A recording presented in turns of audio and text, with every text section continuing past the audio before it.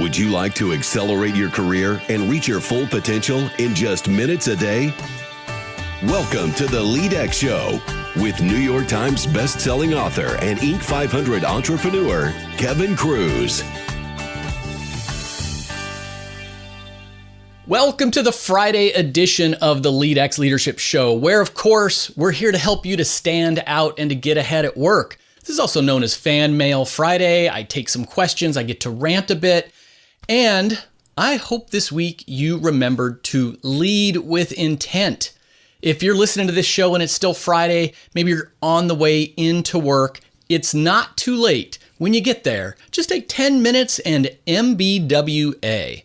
You do know what MBWA means, don't you? It means management by walking around.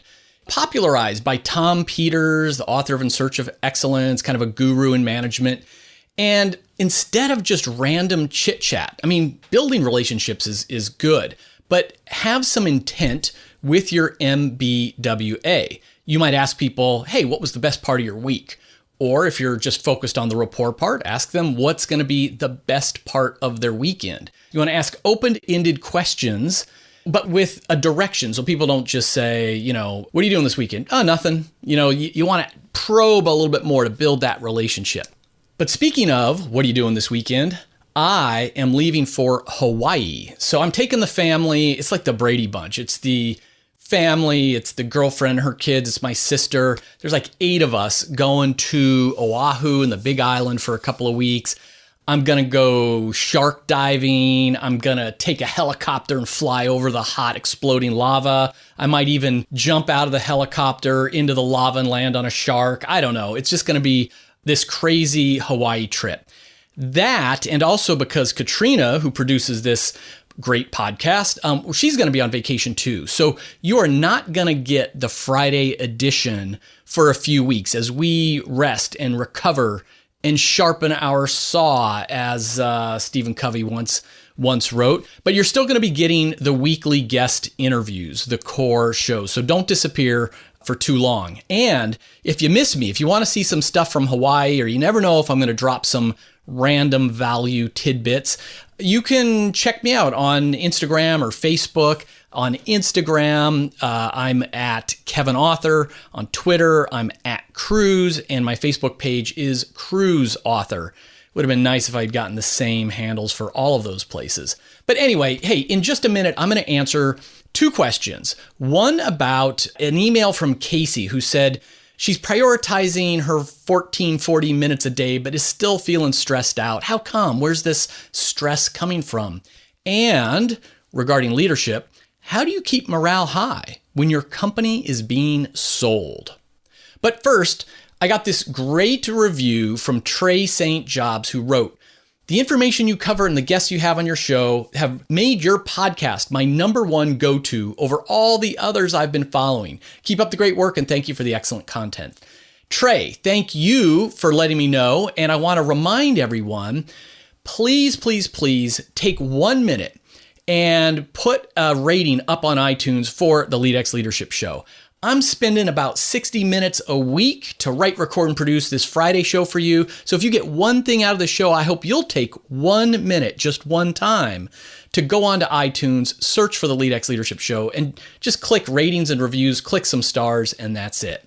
And here's a great post up on our VIP page. If you leave a review and let us know, we're going to invite you in to our LEADx VIP group. It's the only way you can get in is by leaving this review. And I saw Jason wrote up there in response to somebody's question, because there's a lot of peer support going on. Jason said, "I started O3 meetings about 6 months ago. My employee engagement score went up massively, nearly 30%. Also, my customer satisfaction score rose a similar amount. Coincidence? Not a chance. I implement LEADx lessons continuously. We keep raising the bar, and the changes have been amazing." So if you want to be like Jason, if you want to become the boss everyone fights to work for, check out the LEADx Academy at leadx.org. Improve your self-awareness with the Big 5 personality quiz, learn how to run amazing O3 meetings, one-on-ones, and also how to give effective feedback from our course library. We got downloadable tools and even an experimental chatbot coach powered by IBM Watson. Doesn't cost you anything to try it out. Check it out free for 3 days, leadx.org. Our productivity question of the week comes from Casey. She sent an email that says, I know you say we only have 1,440 minutes a day, and so we need to prioritize and maximize those minutes. But I do that and still feel overwhelmed and stressed out. What am I doing wrong? Okay, we feel stressed or depressed when we have not yet come to terms with the fact that we only have the 1,440 minutes a day. We feel stressed when we still believe that we can have it all, that we can do it all, that we should be able to have it all. We can't. 1440 doesn't care that you want whatever you want. You want to be an amazing parent of 3 little toddlers while you've got your very demanding full-time job, and you want to be a great spouse to your husband or wife or partner, and you're going to school nights and weekends to get your master's degree, and by the way, you're writing a novel while you're learning to invest in Bitcoin and learn how to play the violin, and eating right, working out, charity time, go to church, go to temple, etc., etc. It is amazing the emails I get with the long lists of everything that people want to do, and they want to do it right now. We feel stressed or depressed when we think we should have it all. 1440 doesn't care about should. We cannot change the truth of time. So what you have to do is decide what do you truly value? How many minutes a day or hours per week will you budget to each item? What does good look like to you? And there's no judgment. I certainly don't judge. Maybe you want to work 40 hours a week. Maybe you're a hustler and you want to work 60 hours a week to get that promotion. Maybe it's startup mode. Maybe you just love work. Maybe you're a workaholic. You want to work 80 hours a week. I don't care. You decide. But then you have to realize, well, how many hours a week does it take in your mind to be a great parent? I know some, and their answer is, as long as I've got 5 minutes at night to tuck them into bed during the week, I'm doing a great job as a parent. Others say, as long as I can spend 30 minutes to an hour of playtime every night, I'm a good parent. And I know others who've said, I want to be the primary caregiver, spending 8 to 12 hours a day with my little kids. You decide. But you have to accept that we can have a lot. We can have a lot, but we can't have it all. So what will you do today? What will you do today but with less time than you'd like? And what will you put off for later? Maybe later is when your kids are older and out of diapers. That was a big one for me. Out of diapers and strollers. Woo, big milestone. Maybe it's when your kids are off to college. Maybe you're going to put off, maybe you're only going to work out 20 minutes 3 times a week until you get your master's degree. And then you can up it to an hour a day. You get to decide. But we feel stressed or depressed when we deny that reality. You cannot have it all. You need to be intentional with your values and then allocate your minutes. Casey, thanks for that great question. Now, one of our leaders asked LEADx coach Amanda, how do you keep morale positive with employees when the company's going to be sold? Now, you might be thinking, who the heck is LEADx coach Amanda? Well, if you didn't know, Coach Amanda is the world's first executive coach built on IBM Watson. Very experimental chatbot coach that we've got as part of the LEADx Academy. Now, Coach Amanda did not know the answer to this question. This is part of our chatbot process. We take questions every week, and the ones that she fails, we analyze why she didn't understand the question or why we didn't have a good answer. We make Coach Amanda smarter, so the next time someone asks this question, she'll be able to answer it. And day by day, week by week, she's getting smarter and smarter. Like a little kid, she doesn't know a whole lot. She's about a year old. But think about how brilliant she's going to be after doing this learning cycle over and over again, over the next several years. But I know the answer to this. So indeed, one of the big downers on employee engagement, one of the things that crushes morale is when a company is acquired, when there's a merger, and that's because there's a threat of layoffs. We thought we had a bright, shiny future. We had our goals, and now we don't even know if we're going to have a job in the future. So the big 3 drivers of engagement, of morale, I'm using the term synonymously for our purposes. The big three drivers are growth, recognition, and trust. We want to grow and learn new things. We want to feel appreciated and recognized. And then trust is like, I trust the future. I trust I have a bright future. The company has a bright future. So when we hear that the company is up for sale or we're going to merge or we get acquired, that trust dial gets turned way down.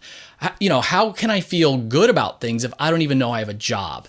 When we feel anxious about the future, that blocks out our ability to feel all these other better emotions around engagement. And so what do you do? Well, there's a phrase, certainty defeats anxiety. And I think that's true in this level of trust. So this will be the hardest time to drive engagement, is going through one of these mergers or companies up for sale.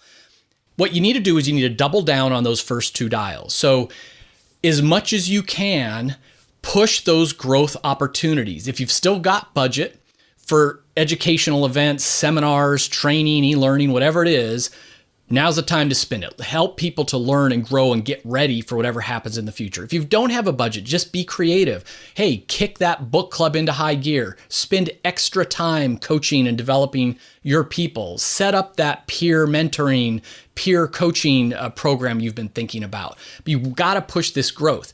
When it comes to recognition, again, this is an easy one. Hopefully you are already catching people doing things right. Hopefully you are already writing those handwritten thank you notes. Hopefully you are already, rewarding people with $10 Starbucks cards, $50 movie passes, whatever it is. Those go a long way during these times. And then this is hard.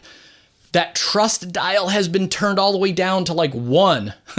We know from Spinal Tap that it can go to 11. So twist really hard. And it's tough because you can't predict the future. You can't guarantee them their job or that they're going to get that promotion or whatever. But as much as you can remind them of the big picture, of what has not changed, of the possibilities, like I've seen managers engage their teams even in a retail store where they knew, like there was the going out of business sale sign on the window. They knew their jobs were coming to an end in a couple of months. But the best managers are a filter of all this negativity. And, one manager told me, I'm like, how the heck did you do that? And he's like, look, I just told them that there's going to be an incredible opportunity for them to ride this out to the end. They've got this hourly retail job now. They'll be able to find another one. If you are talented, you will find a new job. And I'm telling them, listen, you've got an opportunity. You're stocking shelves now. Well, when our cashiers start to quit, you're going to get bumped up to cashier. If you're a cashier and some of our other people are starting to quit, you can move up very quickly and you're going to be able to put on your resume these bigger level jobs. The fact that you helped manage the shutdown of a store and an operation, something better than just I bagged groceries or I checked people out. You've got something unique. People are going to say, we love your loyalty. We love your tenacity. We love the fact that you were able to stick it out until the end. And then he said, I told them, listen, I can't predict the future, but I guarantee you, I will help you to find your next job. I will use my connections. I will use my network. I will be your job referral. I will be there for you. So we're in this together. And then they probably also had some stay bonuses or other things. But my point is, double down on growth and recognition. And then as much as possible, what can you be certain about in the future, in terms of helping people to know that they're going to be okay? It's a tough situation, but that's the best way to do it. Thank you so much for asking that question of experimental Coach Amanda, the world's first executive coach, powered by IBM Watson on leadx.org. Friends, I hope you have some amazing helicopter jumping, shark surfing experiences coming up in your world. I hope you have a great August if you're listening to this in real time. And remember, leadership is influence, so you are always leading. Just be mindful. How are you going to lead today?